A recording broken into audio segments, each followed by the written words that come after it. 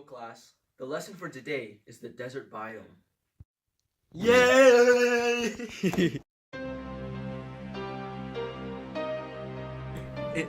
Enduran Hincho Studios. Byron on the beat.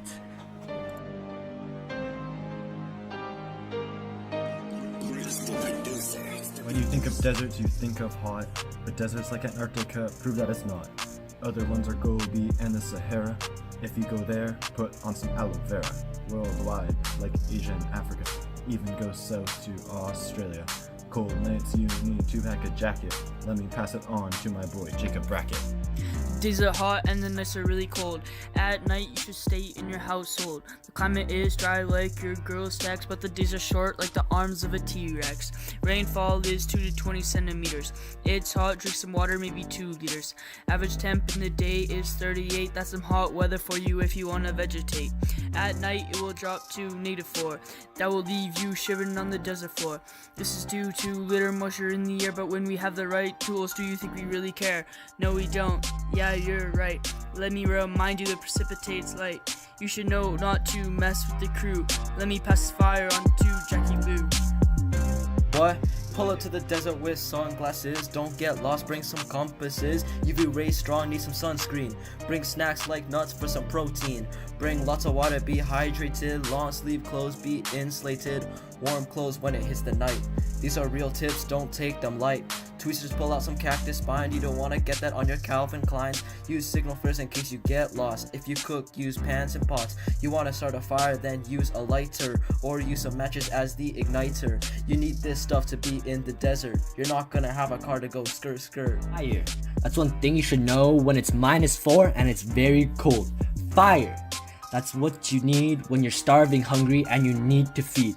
Solar energy is replenishable and will help you cook what's edible. Like the ant bully, try to focus light on that one place, wait for it to burn so hot it goes to outer space. Gather some bark from trees that are near you, cut it to smaller pieces, then you have a few. Then leave the rest to solar energy, let it burn, burn, burn like your worst enemy. Up next, this is gonna be a long rant, but to spit some bars about indigenous plants. First, I'm gonna talk about adaptation. Let's cut to the chase, no procrastination.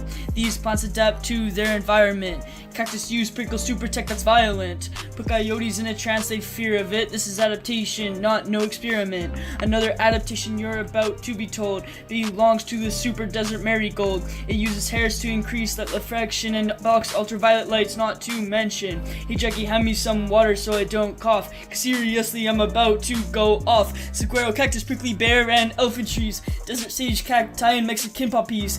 Keep listening, keep these in your memories. Wildflower, willow tree, and the tumbleweeds. Now we're gonna talk about some edibles. No, not that kind, these aren't plentiful. You can catch and eat a tarantula. Can be found almost everywhere like Africa. They have hairs to cover their abdomen, used to irritate predators when they go in. You can also eat a desert ant, have long legs to run on the sand. They can withstand lots of heat, kinda like the heat I'm spitting on this beat. Lizards have protein and high calories. It will help you grow like my salary. They like to bury in the sand to cool down. Like when you play gunners on the playground. Their eyelids are covered so they can see. They're often found in the Kalahari. You can eat desert termites. They can live dry and survive nights. You can eat the eggs of an ostrich, but it goes fast like the golden snitch. They could survive a long time without water, like the aguamente spell from Harry Potter. A jackrabbit is something you can eat. It uses its ears to regulate the heat. Their feet have extra fur to block the ground, and it also helps them run around. Catch those rabbits. In the desert, don't know what to do in the day. Hot days, cold nights, freezing every day. Perspiration getting dried up like a sponge cake. Looking up and down, confused like a zombie. Locate your shelter between sand dunes or rocks. Maybe dig a trench 20-inch, not a lot. Put your body in there like a thermostat. Blanket on top as you lie down on your back. It keeps you cool in the day and at night, it's warm. But more importantly, it protects you from the sandstorm.